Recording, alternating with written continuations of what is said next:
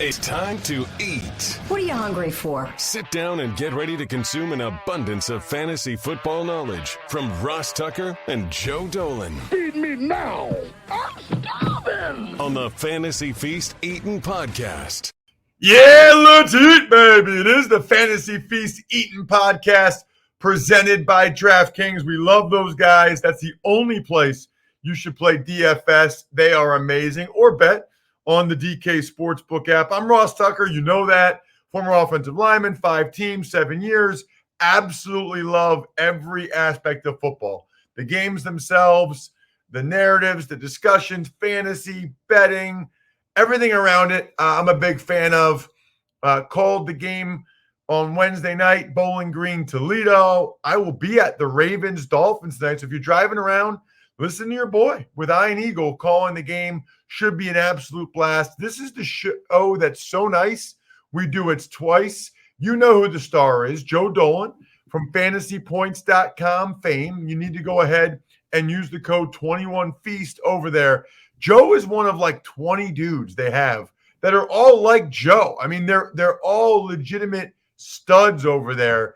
It's like they've got the dream team at fantasypoints.com. Use the code 21Feast. Check him out on social at FG_Dolan. He is the fantasy gangster. I'm at Ross Tucker NFL. We are at Ross Tucker Pod. And remember, you can always watch the show, youtube.com/Ross Tucker NFL. We already did episode 1. That was a Thursday nighter and all the Sunday 1 o'clock games. Here in episode 2, Joe, let's get to the Sunday late games. Vikings, Chargers. Feels like a pretty good fantasy matchup. Oh, yeah. Justin Herbert rebounded last week against the Eagles, and, you know, he showed you some of that just ridiculous arm talent that he has. But, Ross, we'll talk about this when we talk about the Eagles. The Eagles' defense is just hilariously easy to play against, like just in terms of scheme. I don't even think in terms of personnel, but just in terms of scheme, it's a hilariously easy defense to play against. So I wouldn't think that, you know, Justin Herbert's going to have as much ease this week as he did last week. He still might get a lot of numbers against the Vikings. And these are two of the simplest teams for fantasy to break down, except the Chargers have thrown in one wrinkle. Their tight ends combined for 11 catches and 2 touchdowns against the Eagles last week, and neither of the 2 touchdowns was scored by Jared Cook. Donald Parham got one, and Steven Anderson got one. I just wonder how much of that was a function of the matchup against the Eagles, who are just willing to give you 4-yard completions and move the chains anytime you want to. Obviously, Keenan Allen had a big game. One guy I might consider buying low on for the Chargers is Mike Williams. He didn't look limited to me. He's just the guy. The Eagles are so obsessed with not giving up big plays that, you know, Darius Slay was in coverage with Mike Williams and basically shut him down. Why would Justin Herbert risk it all that much when Keenan Allen and his tight ends are running wide ass open? But you know the Chargers. Herbert's always in play. You've got Austin Eckler in the backfield, Keenan Allen and Mike Williams. The problem is if you want to stream one of these tight ends, you might have to get lucky with a touchdown because they now are in a 3-man rotation. As for the Vikings. I mean, they're the same thing. I mean, well, look. We have the allegations this week, the dueling lawsuits between Dalvin Cook and an ex-girlfriend. They're each suing each other. Again, this is the dirtiest, smelliest, grossest part of talking about fake football is things like this, things like domestic violence end up having to creep into our conversation, which is so trivial in the long run. As of right now, I just saw the report. Dalvin Cook has not been charged with anything. Therefore, he is eligible to play this weekend. This is obviously a story that has a ton of layers, and I'm not going to speculate on it. But for right now, Dalvin Cook's eligible to play. If he doesn't play, Alexander Madison's the guy. That's how it's been all season long. That's how it's been in the past. That's how it is this today. Now, in a game in which 65 combined points are scored, I don't know how Justin Jefferson only gets 5 targets. Adam Thielen actually got 7, even though he only caught 2 of them. But it was just a bad performance by the Minnesota Vikings. They gained 13 first downs to 36 for the Baltimore Ravens in that game. Somehow got it to overtime because the Ravens completely outplayed them. But I do anticipate a bounce back game here against a Charger defense that has a lot of injuries on the back end. This is a Thielen spot. It's a Diggs, used to be a Diggs spot. It's a Justin Jefferson spot. And then, of course, I told you about the backfield. If Cook goes, it's Cook. If he doesn't go, it's Madison. The next late game, Joe, that we'll dive into is Carolina. Looks like PJ Walker gets the start against the Arizona Cardinals. We're recording this Wednesday. I haven't seen a whole lot about Kyler Murray, DeAndre Hopkins. We do know no Chase Edmonds, though. Yeah, it's Arizona doesn't practice until we're recording this Wednesday, and we're recording this in the morning. Arizona's not going to practice till this afternoon. So we'll learn about Kyler Murray and DeAndre Hopkins. Now, Cliff Kingsbury might be sitting there and saying, as the favorite for the NFL Coach of the Year, this is why we have a professional backup quarterback. Because Colt McCoy came in and played really well without his number one receiver, with his top running back getting hurt, although you might make an argument James Conner's the top running back. And he got us a win. The Rams were a surprise victim of a loss on Sunday night. We're playing PJ Walker. Do we give Kyler Murray a little bit more time to get ready here? So I'm just speculating. But, I mean, look, they're going against PJ Walker. PJ Walker is 3 of 15 passing this year. PJ Walker is 35 of 71 in his career passing. That's 49.3%. I mean, I'm done with Sam Darnold, but the small sample evidence on PJ Walker is he's not very good. He's probably going to be out there running around. They should just dump it off to Christian McCaffrey on every play. But this is obviously bad news for DJ Moore. Robbie Anderson, oh my Lord, it's over for him. It's McCaffrey or bust for me for Carolina, and maybe DJ Moore if I'm super desperate. For Arizona, James Conner's in your lineup. Rondale Moore played a season-high snap share. James Conner's a league winner. Yeah, I was not in on James Conner. I was not in on him. I just thought, I didn't think he looked great last year. Well, the part-time role has revitalized him. And I wonder if they're going to mix in Eno Benjamin just to say, hey, look, James, you've been great for us, but we want to keep you fresh. Benjamin had that touchdown run where he trucked a 49er defender last week. I wouldn't be shocked. That was amazing. It was great. I wouldn't be shocked if they mix him in. But look, Christian Kirk had a nice game with Colt McCoy at quarterback. AJ Green should be back from the COVID list this week. Ross, I know you're a big Antoine Wesley guy. He had 3 catches for 62 yards. I saw that. Yeah, but for the Cardinals, I'm just rambling on here because the important thing is what's the status of Kyler Murray and DeAndre Hopkins. Carolina, you talked about. McCaffrey and Arizona. DJ Moore, and I'm struggling with Moore. All right. How about the Eagles and the Broncos, Joe? So I have a weird hunch this week that the Eagles, after they overcorrected their terrible completion woes issues against Jared Goff, and then they undercorrected again. Oh, God, big, scary Justin Herbert. Better leave everything in the underneath area. Well, guess what happens? For the second, Ross, you've got to hear these stats to believe them. For the second time this year, the Eagles did not force a team to punt. They've played 9 games. For the second time this year, they did not force a team to punt. They didn't touch Justin Herbert. No turnovers, no sacks. Don't you think maybe you might try to do something a little different? The Eagles, listen to this, and I can't take credit for this. Reuben Frank of NBC Sports Philadelphia has been on about this for weeks. Tim McManus has been on about this for weeks. But listen to this stat. The Philadelphia Eagles, in 5 games this year, this is from Tim McManus, have allowed a quarterback to attempt 25 passes and complete more than 80% of them. That's in 5 of 9 games this year. In the last 70 seasons heading into this year, they allowed that to happen 6 times. Total. Their defense is abominable. And I don't think it's a personnel issue. I really don't.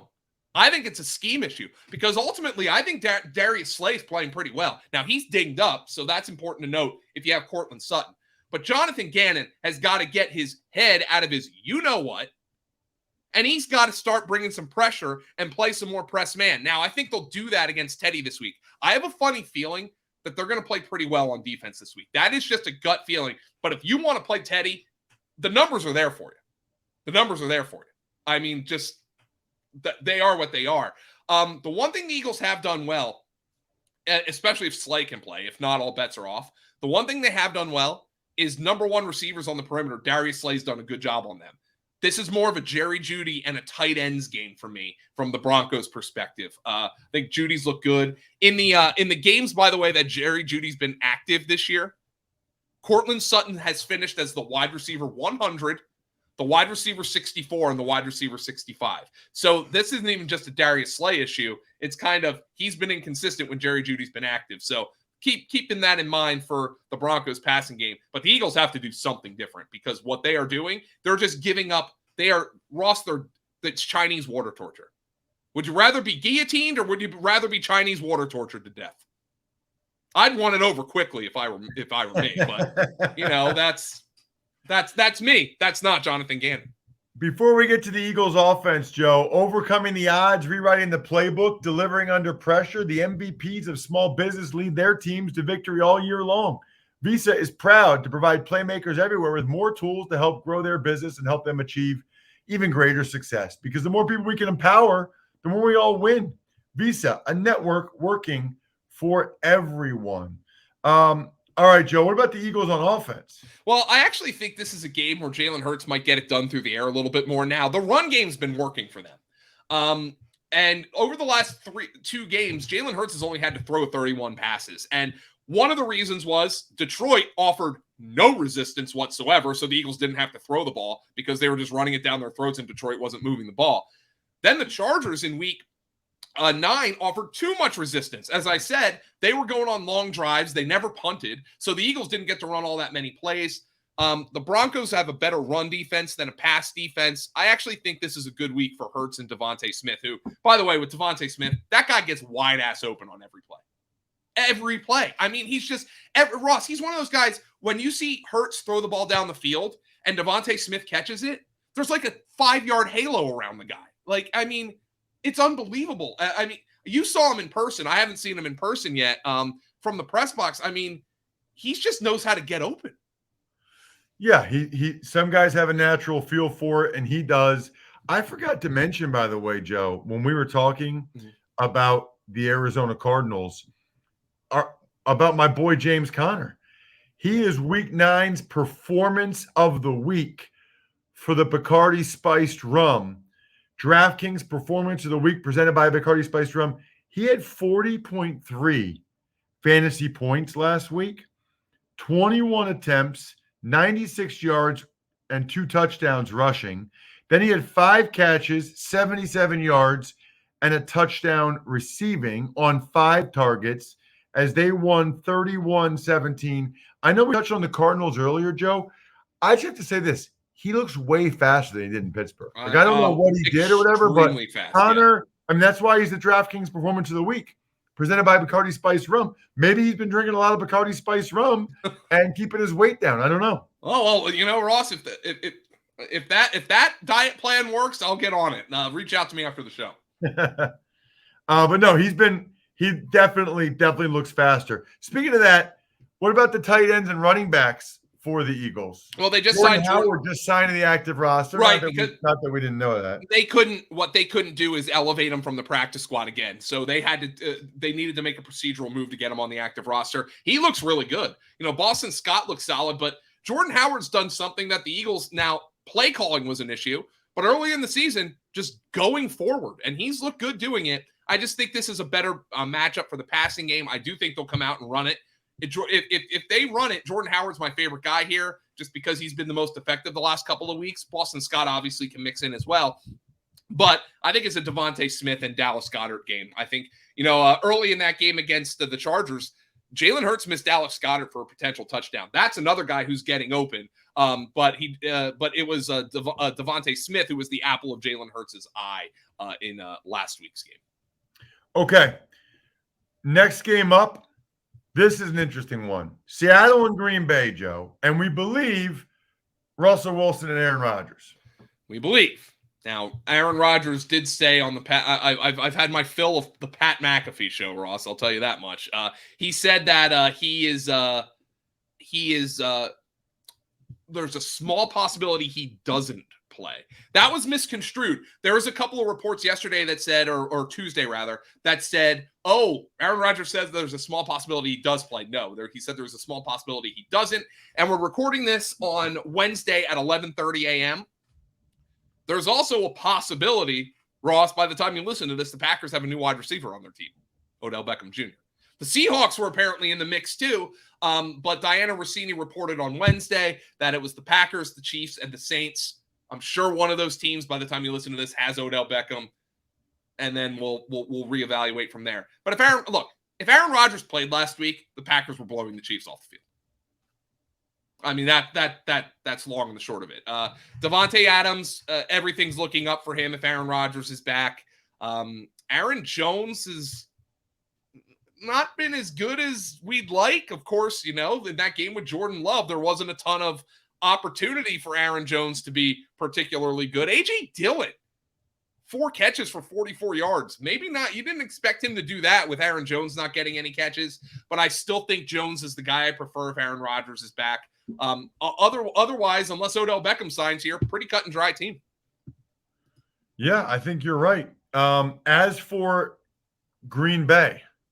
You mean Seahawks. Seahawks, I'm sorry. Yeah, Russell Wilson's back. Russell Wilson throws the ball to DK Metcalf. Russell Wilson throws the ball to Tyler Lockett. That's what we like about Russell Wilson, and he does it better than Geno Smith does. Keep an eye on the status of Chris Carson. Again, this is Wednesday a.m., but it looks like he could get back on the practice field this week, which is a good sign. He's got the neck. He's got the back. It's never want to hear that. Potentially a long-term thing. But if he gets back, he's instantly going to be the lead back here for Seattle. Again, a very simple and narrow fantasy team in a game where there could be a lot of points scored. Sunday Night Football. It's the Chiefs against Deshaun Jackson and the Raiders.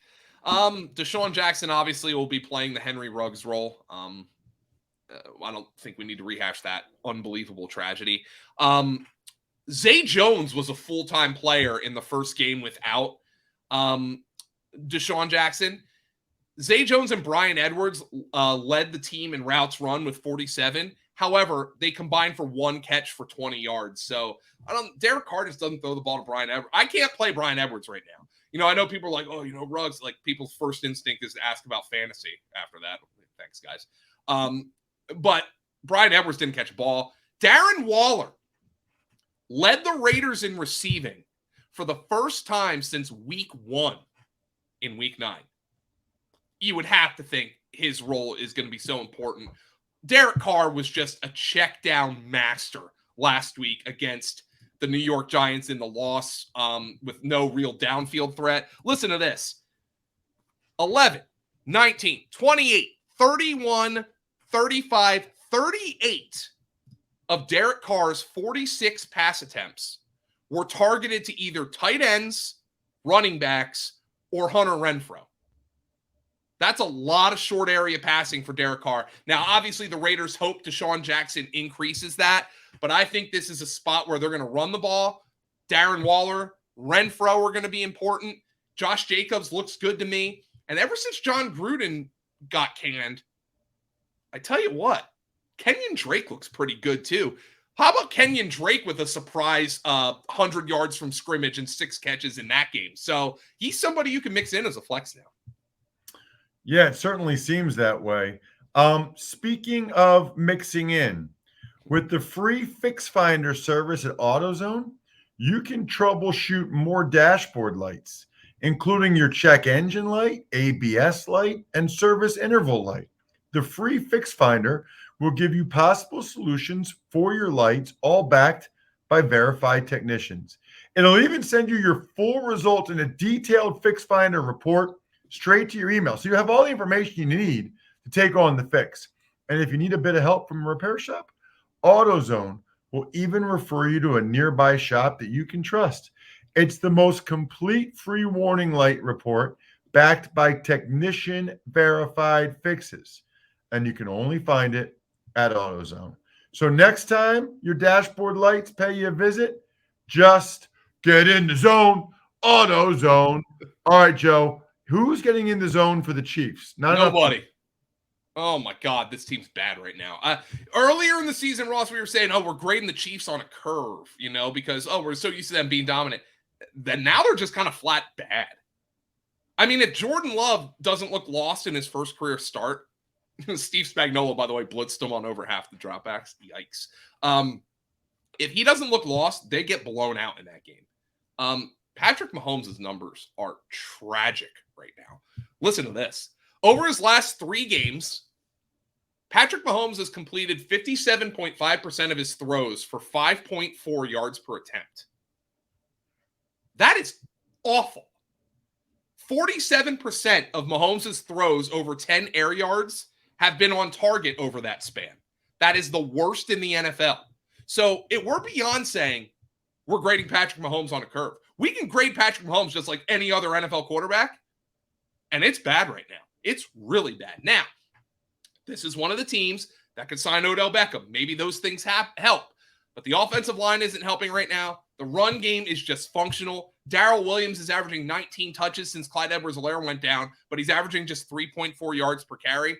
I don't know what else you do. If you drafted Mahomes, if you drafted Hill, if you drafted Kelsey, you drafted these guys to start them every week.